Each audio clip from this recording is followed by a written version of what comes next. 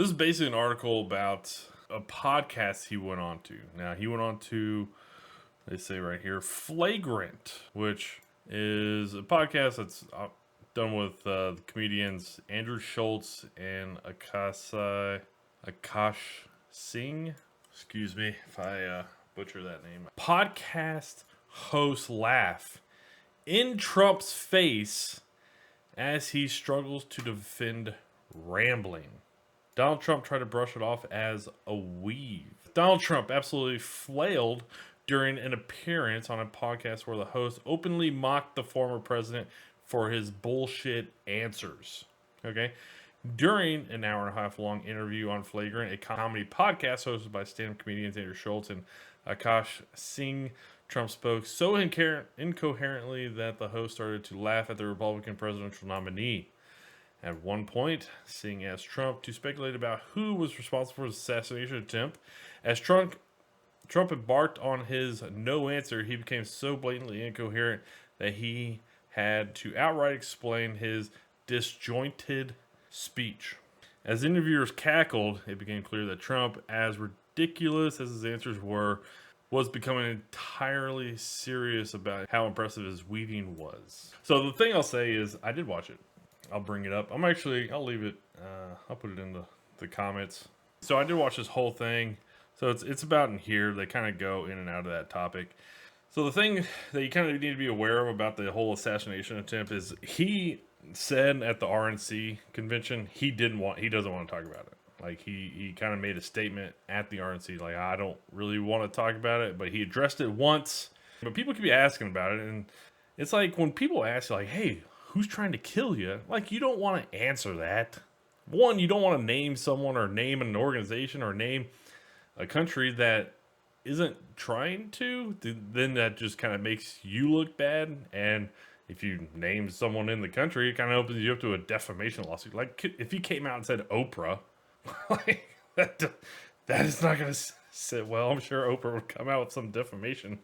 So yeah, it's not like you can really answer that. He kind of talked about a few different things, like, hey, why haven't they been able to, jailbreak the cell phones of the two expected assassination people? Because they had several different phones. It's a lot of that. They were kind of talking about a lot of that. Here's the other thing I'll say about this, okay? In no point, zero, do the host, Andrew Schultz, and Akash Singh laugh at Donald Trump. Not once do they laugh at Donald Trump. And you need to understand, even if they would want to, you don't do that, because then people aren't going to come back to your channel, right? They're not going to come back to your platform. That would be very disrespectful. You would never do that to a former president. You would never do that to a current president. You would never do that to a presidential candidate. That would be hugely disrespectful. So when I was reading this, the first time I kind of read a little bit of this article, I made it like 2 lines, and I knew that this article was complete bullshit. There was a lot of laughing. Dude, it's 2 guys that host a comedy podcast. They're stand-up comedians. They're funny. Honestly, Trump was actually pretty funny. He was hanging with them. He was throwing some gas and stuff like that. It was kind of interesting to see them kind of go back and forth. As far as the weave thing, to be pretty honest, I don't know if this is called something specific in like public speaking type, where you start with a specific, where you start talking about a topic, and then you go off and you talk about something related to it, and then you come back and then possibly go over here. Excuse me, I hit the mic. Come over here, talk about something, you come back, but you come back and end at that original topic. And that's all Trump is kind of saying, is like, I just call it the weave. And it's like, I just kind of go off and talk about something, and I bring it back to that original point. I'll say somebody that does it really well is Dave Chappelle. Dave Chappelle does this very, very well. He can weave from one topic to another, to another, to another, and then brings it back to the original topic. It's hilarious. It is hilarious. When you get all that done and you bring it back, you can tell how really intelligent people are when they can do that and they can talk about 4 different topics and then come back to an original topic. Because people that can't keep multiple thoughts going or structured thoughts, and a lot of that's rehearsed. A lot of that's rehearsed. Like, they know the information they have, what they're going to talk about and how they're going to structure it when they talk about something. But that's what he's saying. He just calls it the weave. I just like starting at a topic. I go talk about Air Force One, and I go talk about our rallies, and then he comes back to an original topic. I don't know, something like that. Let me continue on with this jacked up Edith Olmsted article. Yeah, you really weaved your way in and out of answering my question twice, Singh noted. Or he asked, the question he asked, and kind of him pertaining to, you weaved in and out of my question twice. He asked, like, do you have an idea who you think might be trying to, who tried to assassinate you? Dude, you don't want to answer that. Like, he's made it clear, like, he doesn't want to answer that. He kind of talked about it once before. He doesn't really want to talk about it. People keep kind of trying to push him to answer that. It's like, how do you answer that? I was the president of the United States. I'm currently a presidential candidate for the United States. I'm sure there's a lot of people trying to kill me. Like, that was kind of what he was saying. And so this article pointing that out, it's like he's not trying to avoid the question, okay? He's actually answered more questions than Kamala has. He can answer one question, and that's answering more questions than Kamala has. Dwight Eisenhower was sort of a moderate. General Eisenhower. Did you know that they had an 8% generals president of the United States? 8% were generals, 92% were politicians, and you had Trump. Trump said, you see, that's a weave. I don't think one time you ever felt like they laughed at Donald Trump. I never once got that. I watched the whole thing, an hour and a half.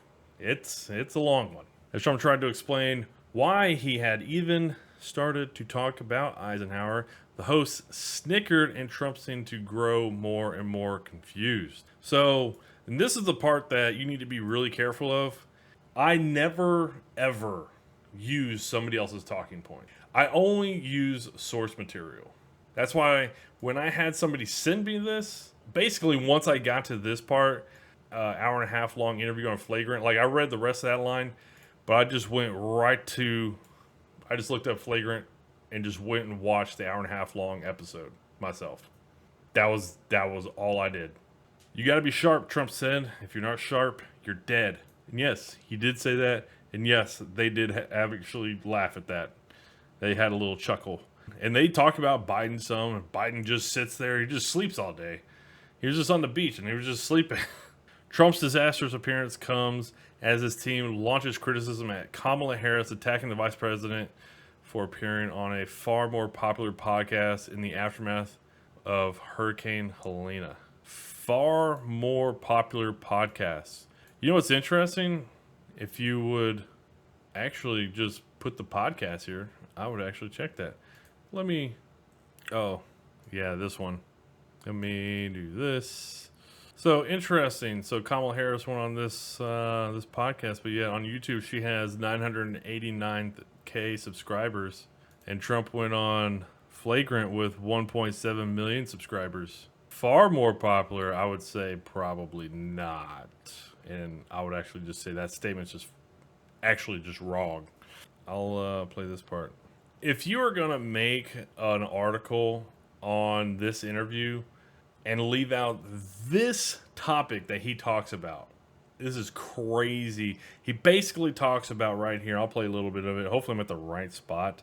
I don't really know exactly. It's during this chapter here, this section. But basically he talks about they had a deal. He had a deal done with Russia and China about denuclearizing. And then it kind of caught Andrew Schultz off guard, like, what? And he's like, yeah, we kind of had a little bit of a pseudo deal, and then we were going to bring in the other countries that have nukes or nuclear capabilities, and we were going to see if we can denuke the whole world. We were close to a deal for getting rid of nuclear weapons. It would be so good. For all countries or just Russia? We were talking about Russia, ourselves, and China. Oh, wow. And we would then bring everyone else into it. And If you're going to bring up that interview and then leave that topic out, I hadn't heard that before. Didn't sound like Andrew Schultz had heard that before. So it's crazy to write an article about that interview and not bring up the fact that Trump talked about there was a deal talked about denuclearizing the 3 largest nuclear powers in the world. And then obviously what he just mentioned right there at the end about bringing everybody else into it. So yeah, crazy to think you would write an article, say, oh my God, they laughed at him. They didn't laugh at him. They laughed with him. He had some like funny little one-liners and stuff like that. It's a podcast with some stand-up comedians, these 2 guys. So yeah, there's gonna be laughs. I never once got the feeling that they were laughing at him. They wouldn't disrespect him like that. They also wouldn't do that to Kamala Harris, even though she literally doesn't say anything. Edith Olmstead, you are fake news. This, when people talk about fake news, it's this. This is fake news. They take things out of context or they miscontext things.